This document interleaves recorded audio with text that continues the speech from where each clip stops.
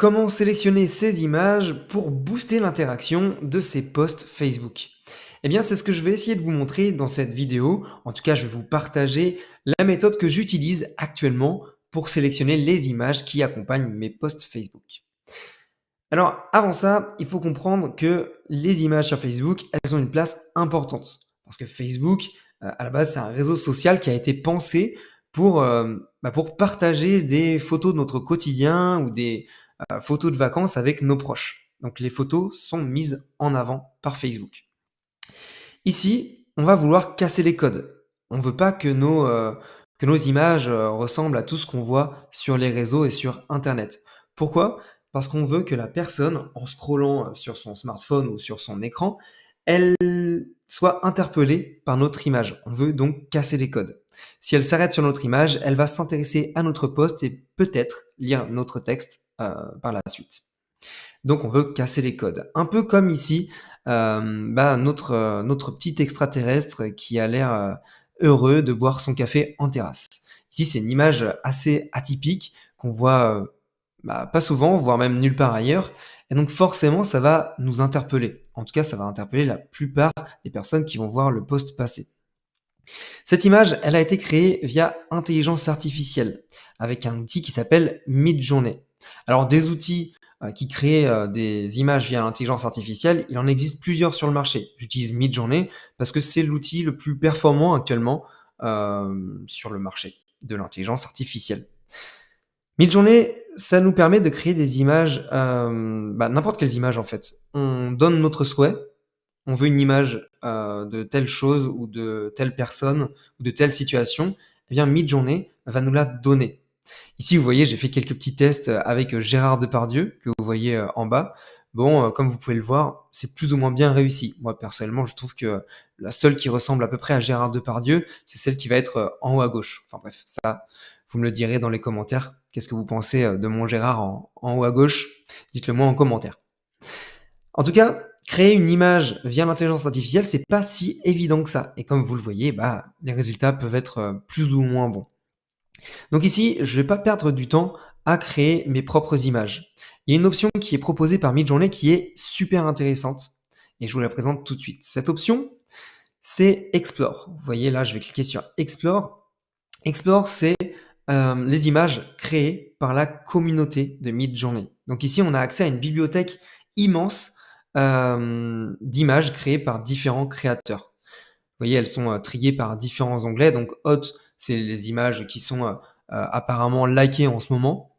Rising, c'est les images qui commencent à arriver en tendance. New, c'est les images qui ont été récemment créées. Et Top, c'est les images qui ont apparemment été le plus likées ou qui ont le plus d'interaction avec la communauté des utilisateurs de Midjourney. L'onglet que j'utilise pour ma part, ça va être Rising.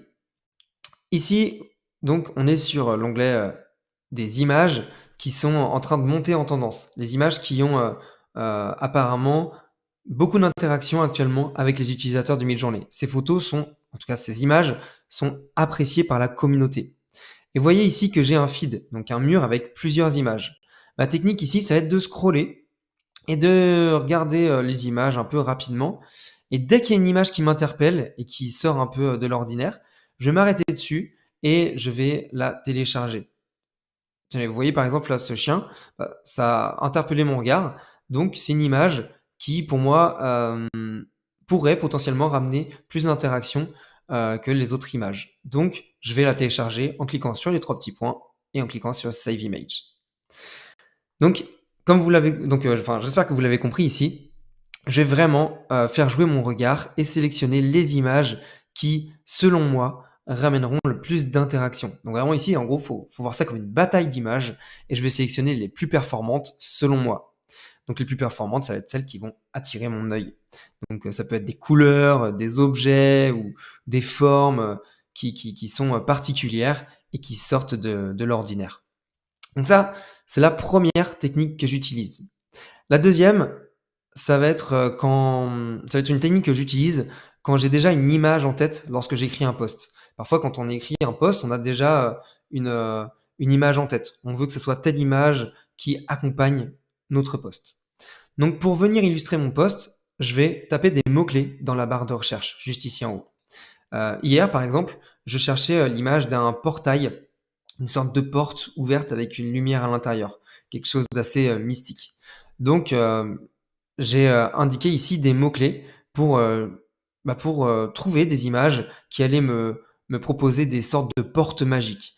Alors moi, mes mots-clés, je les mets en anglais, parce que Midjourney, c'est quand même un outil qui est actuellement en anglais. Je ne sais pas si on peut utiliser des mots français, mais bon, je pense qu'on aura plus de résultats en utilisant des mots-clés anglais. Donc, vous pouvez utiliser Google Trad hein, si jamais vous voulez trouver vos mots en anglais. Donc moi, pour l'exemple, je vais reprendre mes recherches d'hier. Donc, je vais taper Magic Door, donc porte magique. Je vais cliquer sur Entrée. Et là, on voit que Midjourney me propose plusieurs portes magiques. Donc, vous voyez, hein, les images sont vraiment de qualité. Et pareil, ici, je vais utiliser la même technique. Hein, je vais scroller parmi les différentes images et voir laquelle interpelle mon regard. Par exemple, là, celle-ci, je la trouve pas mal. Donc, pareil, je vais la télécharger et puis je pourrais l'utiliser pour mon post. Voilà donc les techniques que j'emploie pour sélectionner les images de mes posts Facebook. Euh, Ces images, elles ne servent pas que pour mes posts Facebook, hein, d'ailleurs, hein. Elles peuvent servir aussi pour les publicités que je vais lancer, sur les différents réseaux. Elles peuvent aussi servir pour, illustrer, mes pages web ou mes sites internet. Vous voyez, par exemple, imaginez que vous êtes, naturopathe, hem, et bien, au lieu d'aller chercher des images, sur des banques d'images, qui vont souvent être payantes, et bien là, vous allez pouvoir, trouver des images à l'appel et qui vont être en plus, de très bonne qualité.